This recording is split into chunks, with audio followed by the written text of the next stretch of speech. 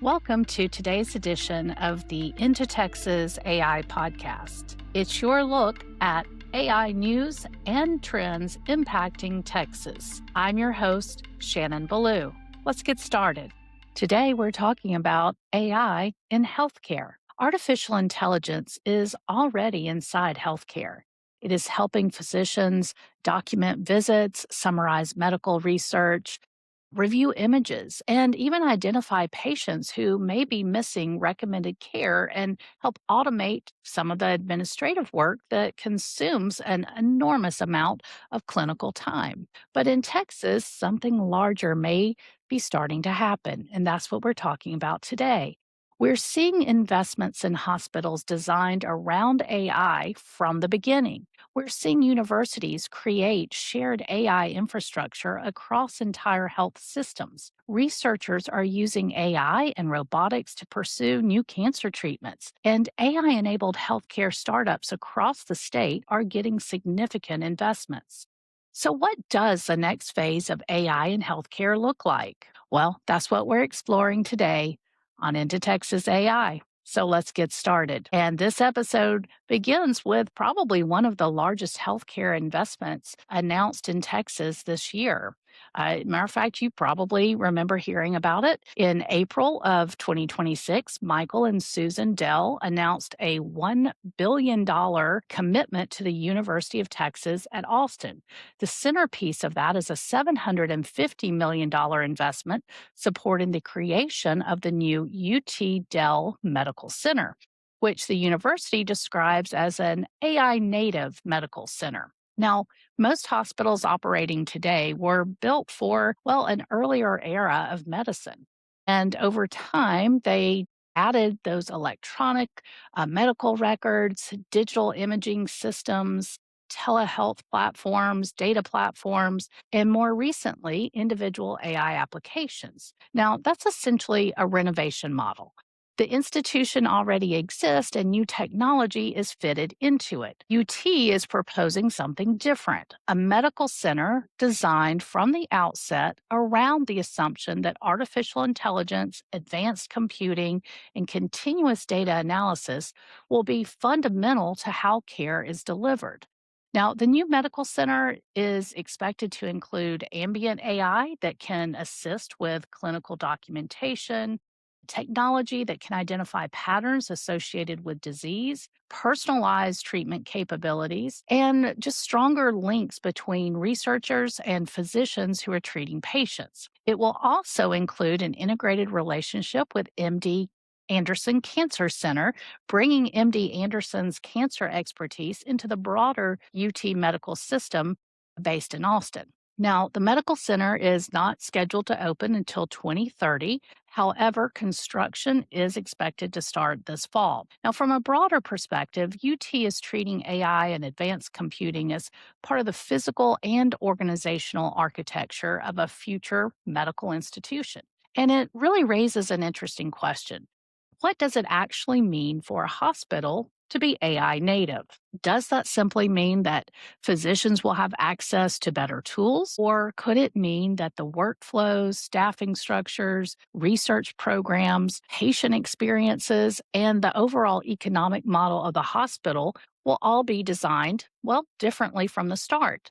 The answer will probably take years to emerge, but UT is already beginning to put some of the institutional pieces in place. Dell Medical School has created a Department of Quantitative and Systems Health Sciences, which is focused on areas including data science, health informatics, and the translation of AI research into clinical care. The school also appointed its first Chief Translational AI and Informatics Officer. Now, that title may not easily roll off the tongue, but the role itself is important. It recognizes that developing an AI system and getting that system safely used inside of patient care are two very different jobs. Healthcare needs more people who understand how to move a technology through evaluation, clinical validation, workflow integration, specifically governance, that's a big one, and then just general daily use. And Texas institutions are beginning to align around that challenge. Now, let's take a look at the national healthcare AI investment boom. So, to understand the scale of what's happening in Texas, it does help to look at the national market. U.S. digital health startups raised $14.2 billion in venture funding during 2025. That was a 35% increase from the prior year. Now, within that broader digital health market, there are companies identified as AI enabled, or those that explicitly place AI at the center of their products or services. And AI enabled healthcare captured about 54% of the overall venture funding, or approximately $7.7 billion. Now, this is according to Rock Health, a San Francisco based seed fund and advisory firm for healthcare and technology. And it functions through a venture fund called Rock Health Capital. Now, the pattern does extend beyond digital health. Silicon Valley Bank estimates that more than $18 billion flowed into AI healthcare companies across the broader health tech, medical device, diagnostics, and biopharma sectors. So while these two organizations define the healthcare market maybe slightly differently, I think both point to the same conclusion. AI is attracting nearly half or more of the available healthcare investment. And AI enabled companies also receive larger deals on average than companies that were not positioned around AI. Now, there is an important caveat to mention. The money is becoming increasingly concentrated. Rock Health found that capital is moving toward fewer companies and larger rounds. That suggests investors may still be enthusiastic about healthcare AI, but they are becoming more selective about which companies they believe can truly survive and scale. If you're following, the investment firms and how they invest, that probably won't be a surprise to you. Healthcare is an enormous market, but it is also notoriously difficult. Companies have to navigate complex reimbursement systems. They're dealing with very sensitive patient data, so many regulations, and just clinical evidence requirements, and frankly, very long sales cycles. So, a clever AI model is not enough to sustain that business and get that investment that they once could. Now, a successful company must show that it solves a real problem inside an operating healthcare system and that someone is willing to pay for it. Now, perhaps that's one reason that so much current and early, I think, healthcare AI spending has been focused on administrative work and solving some of those challenges inside of hospital and clinical systems. The first wave is not primarily about replacing physicians or handling medical decisions, handing them over to algorithms, right? It's instead about reducing documentation, improving billing mechanisms, and helping clinicians just manage the growing workload inside of a healthcare system. And adoption is accelerating quickly. 2026 American Medical Association, the AMA, in a survey found that 81% of physicians reported some professional use or awareness of AI, which was up from 38% in 2023.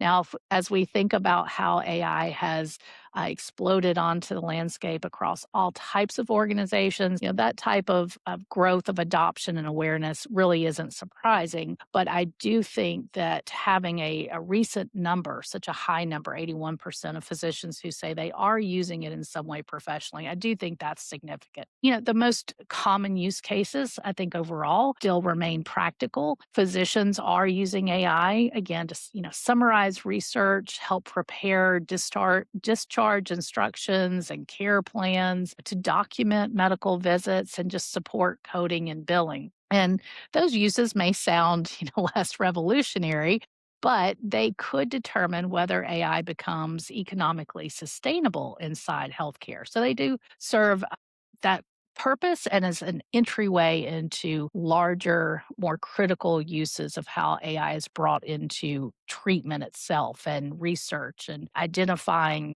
long-term care plans and solutions. So again, it's expected that this is how that model and use of AI is integrated into our broader healthcare system. But let's talk about adaptive innovations and specifically in the home health care model. So, a recent Texas funding announcement is a good example of what we're talking about.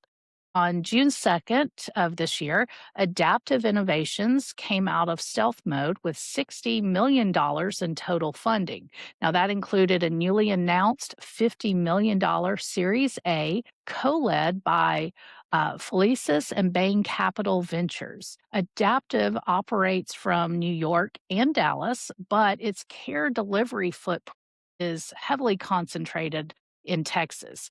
The company describes itself as an AI native healthcare provider, beginning with home health. So essentially, it's operating as a healthcare provider and using its own AI system to manage much of the administrative infrastructure surrounding that care. If you're not familiar with it, I've never had to deal with it. Home health care can be complicated and even frustrating for patients and their families.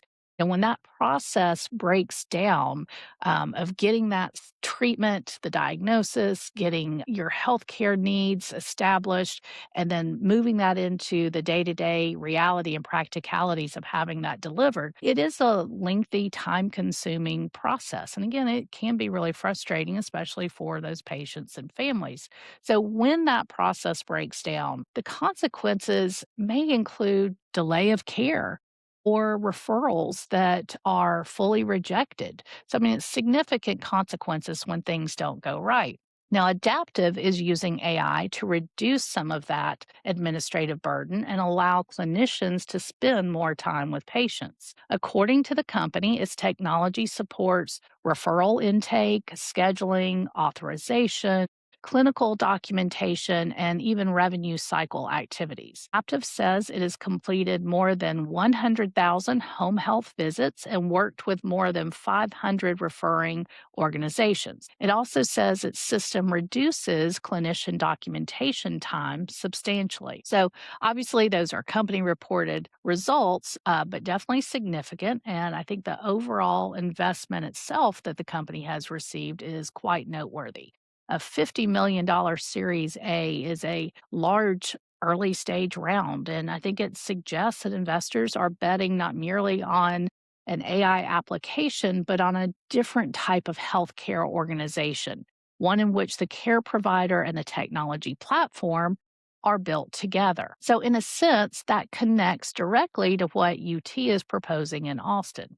The scale is different. Obviously. One is a future academic medical center supported by a $750 million gift. The other is a private company delivering home health care with $60 million in venture backing. But the core idea is similar. Rather than adding AI to an old model, both are attempting to design the model around AI from the start. So, Texas's healthcare AI investments are not limited to operational efficiency. UT Austin and MD Anderson are also collaborating on research that combines cancer expertise with engineering, robotics, computational science, and AI. In June, the institutions highlighted 5 joint research projects. So, one involves a robotic system intended to help surgeons perform highly complex procedures around the spine and pelvis. Another uses AI to identify precision treatments for cancer patients who may otherwise have few remaining options. Now, this is the more clinically ambitious side of healthcare AI. It's using AI to analyze biological and clinical information in search of a treatment that may work for a particular patient. The hope is that AI can help researchers process a volume and complexity of information that would otherwise be extremely difficult for an individual team to evaluate manually. But this is also an area where expectations should probably be managed carefully.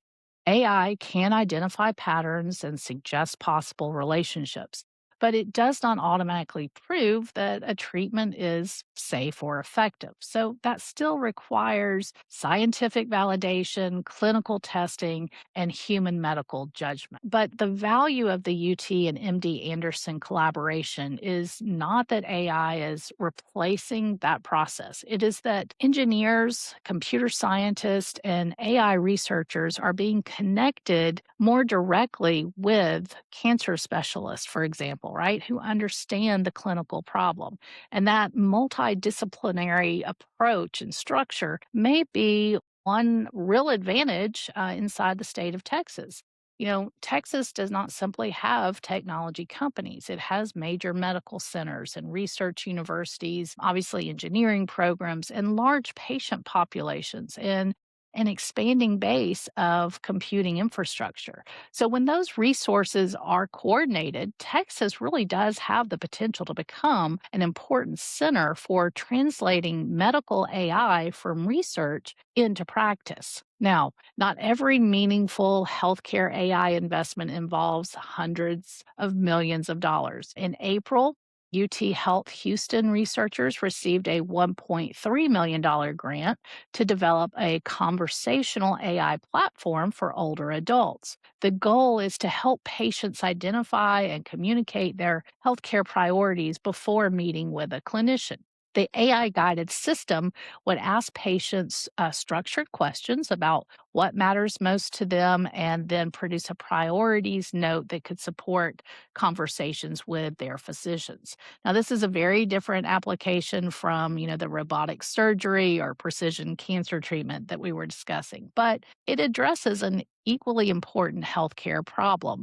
Older adults frequently manage multiple conditions. They have multiple medications many times, dealing with several specialists and treatment recommendations. The technically available treatment is not always the treatment that will best fit the patient's goals, their daily life, or tolerance for, frankly, medical burden, right? So, an AI system cannot decide what matters most to a person, but it may be able to help the patient think through those priorities and communicate them more clearly to their physician or to their medical teams that are supporting their needs. And this is, I think, a useful reminder that the best healthcare AI may not always be the technology that appears most advanced. Sometimes the value comes from helping two human beings have a better conversation. Okay. Let's get back to the UT system, which is also trying to move beyond isolated projects. In 2025, Texas provided $25 million to establish UT Real Health AI. Now, that's a system wide initiative intended to support the responsible development, evaluation, and implementation of artificial intelligence across UT Health institutions. The program is designed to connect clinicians, researchers, AI specialists, developers, and project managers across those systems. And there have been significant milestones since launching last year. In fact, in May of this year, 2026, the UT System Board of Regents Health Affairs Committee approved a proposal to inject an extra $15 million into the project. And there are currently 12 active core projects underway across its medical schools. Now, these cover specialized domains such as fetal movement detection, retina scanning, and HIPAA compliant diagnostic tools. But another milestone occurred in January when a generative AI system rollout happened. It was a lab launched with a landmark partnership with Qualified Health and Anthropic. And if you recall, Anthropic has the Claude AI model. And so the goal was to actively deploy Claude AI generative models across UT's vast network to scan clinical data sets and identify patients missing out on evidence based and guideline recommended care. Now, by the way, if this is of interest to you, later this year, the program plans to showcase its current research, the infrastructure upgrades, and discuss clinical outcomes at the 2026 UT Real Health AI Symposium. This annual event is scheduled to take place on October 7th and 8th at the AT&T Conference Center in Austin. And it will be hosted by the Dell Medical School. So here's the wrap up. Michael and Susan Dell are helping fund an AI native medical center that will not open until 2030. But the state of Texas and the UT system are investing in shared infrastructure that's intended to move AI safely into healthcare, and that's already underway. T. Austin and MD Anderson are connecting AI and engineering with cancer research, significant progress and possibilities there. UT Health Austin is testing whether conversational AI can help older patients better communicate their health goals to their physicians. And as we said, Adaptive Innovations has raised $50 million to build a home healthcare provider designed around AI. So these definitely are not identical projects, but they're all examples that share a common assumption that AI will not remain a separate technology category sitting outside of healthcare or even on top of the healthcare system. It will become part of the operating structure. Nationally, investment data shows that healthcare AI has already attracted billions of dollars. Physician adoption continues to grow very rapidly, and investors are placing larger bets on companies that claim that AI is a core capability as we move forward. Texas is clearly participating in that boom, and there is plenty of reason for optimism. But as we often see with AI applications in the real world, some hard questions remain. Will the systems be accurate across different patient populations? Will clinicians have a meaningful role in deciding how they are used? And I think much importance is the question of, will patients truly understand when and how AI is influencing their care? That's a big one. Now, the answers will likely come from implementation, evidence, and outcomes in the field. So it will take time. Still, the direction is becoming quite clear. Texas is no longer only experimenting with individual healthcare AI tools. It is beginning to invest in medical institutions, research collaborations, and care delivery companies are being built around the assumption that AI will be a permanent part of healthcare and from the very beginning. And we all win if those big bets pay out. All right, that's it for today's episode of IntoTexas AI. I hope you've enjoyed it. As always, thank you for listening, and I invite you to please listen again, to share and comment, and of course, subscribe. I'm your host, Shannon Belew. I'll see you next time.